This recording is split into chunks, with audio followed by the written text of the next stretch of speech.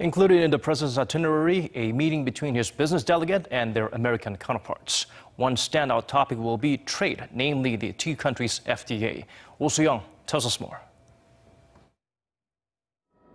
Keep, scrap or renegotiate. The future of Korea's free trade agreement with the U.S. is anticipated to be one of the biggest issues on the table at the two-day bilateral summit in Washington, where President Moon Jae-in and 52 Korean corporate leaders will meet their American counterparts.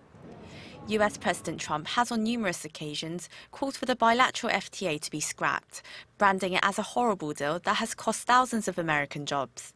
His officials, however, have been more cautious with their words, suggesting that a milder renegotiation of the terms is more likely.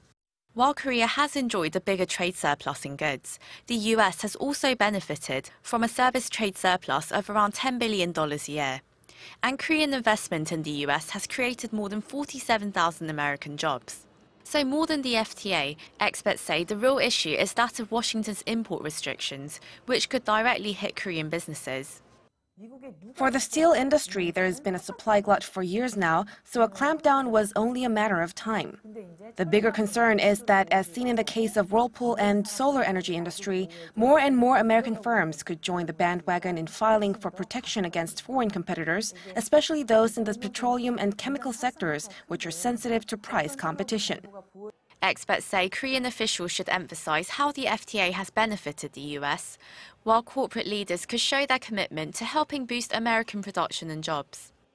Hyundai Motor has already pledged to ramp up investment in the U.S. by 50% to $3.1 billion over the next 5 years, and Samsung and LG are considering the construction of additional factories. As another way to prevent a backlash against Korean businesses, experts say Korea could consume more American goods. Korea imports almost 98% of its crude oil from the Middle East, but as a means of reducing our dependency and a practical gesture to reduce our trade surplus with the U.S., we could import American shale gas. And if the bilateral deal does come back onto the negotiating table, experts say Korea can also raise some points that it would like to see rectified, so that any new deal benefits both sides. Soo-young, Arirang News.